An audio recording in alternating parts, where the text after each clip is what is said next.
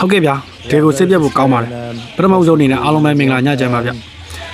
ကျွန်တော်တို့အသင်းမှာပုံမှန်လိုပဲဖြစ်နေကြဖြစ်တဲ့ဒုတိယပွဲစဉ်မှာအဖျက်တက်တဲ့ယောဂ second game fever လို့ပဲပြောရမလားပဲကျွန်တော်ရောက်ခဲ့ပြီးတဲ့ပြိုင်ပွဲတိုင်းမှာလည်းဒီလိုပဲဖြစ်နေကြပါဘူး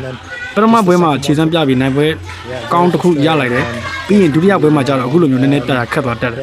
ပြိုင်ပွဲအသင်းကပိတ်ဆို့ကစားသွားတာကသူတို့ရဲ့ပြင်ဆင်လာပုံတွေကိုတော့ချီးကျူးရမှာပါသူတို့ကဘာအတွက်ကစားလဲအဲ့ဒီလိုရှင်တဲ့ရလက်အတိုင်းကိုကွက်တီကိုရသွားတာ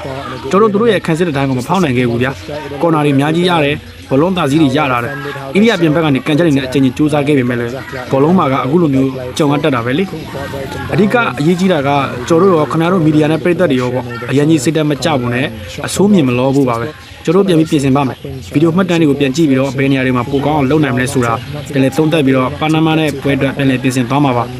ပွဲချင်းကတော့မတူဘူးပေါ့လေပထမပွဲမှာခရိုအေးရှားနဲ့ကစားခဲ့ရပြီးခုဒုတိယပွဲမှာဂါနာနဲ့ကစားခဲ့ရတယ်ဂါနာအသင်းကအုပ်စုကနေတက်ဖို့အတွက်သူတို့ဘာလုပ်ရမလဲဆိုတာကောင်းကောင်းသိပုံရပြီးတော့အဲ့ဒါကိုလည်းသူတို့အကောင့်ထဲပေါ်သွားနိုင်ခဲ့တယ်သူတို့ပြသူတို့ရဲ့ခံစစ်ပုံစံပေါ့လေကွင်းလယ်ဘိုကနေပိတ်ဆို့ပြီးတော့ကျွန်တော်တို့ကိုဘေးတိုက်တွေပဲဆွဲသွားအောင်လုပ်တယ်ပြီးတော့တောင်မန်နီစီကနေဖြတ်တင်မဲ့အန်တယ်တွေကိုသူတို့တားဆီးနိုင်တယ်ဘောလုံးမရှိပဲလူလွတ်ပြေးဝင်မဲ့အကွက်တွေကိုလူပိုတွေဆင်းပြီးတော့လာပိတ်ကြတာပေါ့ကွင်းလယ်မှာလည်းလူတွေအများကြီးသူတို့ပိတ်ဆို့ပြီးတော့ကစားသွားတယ်ဒါကြောင့်ပဲသူတို့ကိုရိုးသားနဲ့ကျွန်တော်ဝန်ခံပြရစီသူတို့ဒီနေ့အတွက်ကတော့တကယ်ကောင်းတယ်ကျွန်တော်ဘက်ကလည်းသူတို့ခံစစ်ပွင့်တော့အခုတက်ပို့ပြီးစူးစမ်းခဲ့တင်တာပေါ့ပွဲနောက်ဆုံးပိုင်းရောက်လာတော့လူတွေအများကြီးအရှိတူပြီးတော့စွန့်စားကစားခဲ့ကြရတယ်ဒါပေမဲ့လည်းစောနာပြောသလိုပဲလေကဘာပြတ်သွားတာမှမဟုတ်ဘူးသုံးဝင်ချင်းကဝေဖန်တဲ့တွေကိုတော့ရင်ဆိုင်ရမှာပဲလေပြီးခဲ့တဲ့ရက်ကကျွန်တော်တို့ကောင်းကောင်းကစားနိုင်ခဲ့တော့လူတိုင်းကချီးကျူးခဲ့ကြတယ်လေအခုဒီနေ့ပွဲမှာကျွန်တော်တို့အကောင်းဆုံးခြေစမ်းမပြနိုင်တော့ဝေဖန်တဲ့တွေစူညံတဲ့တွေနည်းနည်းထွက်လာတာကတော့လုံးဝမတရားဘူးလို့ကျွန်တော်ထင်တယ်ကျွန်တော်တို့အတွက်ကတော့ဆက်ကြိုးစားဖို့ပဲရှိပါတယ်ကက်ဆက်စီးတီးကိုပြန်သွားမယ်လူပြန်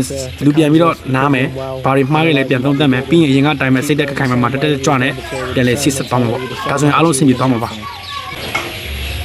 ဟုတ်ပါတယ်တကယ်ခက်ခဲတဲ့ပွဲတွေပဲပါသူတို့ကတော်လေးကိုစူးစီးမှုကောင်းပြီးတော့ခံစစ်ကစားပုံချစ်လက်ပါတာတချို့အချိန်တွေမှာကျွန်တော်တို့ကိုတော်လေးဒုက္ခပေးခဲ့တယ်ကျွန်တော်ဘောလုံးပိုက်ဆိုင်မှုအများကြီးယူထားနိုင်ခဲ့ပေမဲ့စိတ်မကောင်းတာနဲ့ပဲလိုအပ်နေတဲ့နေရာတွေမှာကိုမှုတင်နိုင်ခဲ့ဘူးလေဒါပေမဲ့ကျွန်တော်တို့ဆက်ပြီးတော့အကောင်းမြင်စိတ်ထားသွားမှာပါအခုထိလောက်ခဲ့တဲ့အရာတွေကိုဆက်ယုံကြည်ပြီးနောက်ပွဲတွေအတွက်ယုံကြည်မှုအပြည့်ရှိနေပါတယ်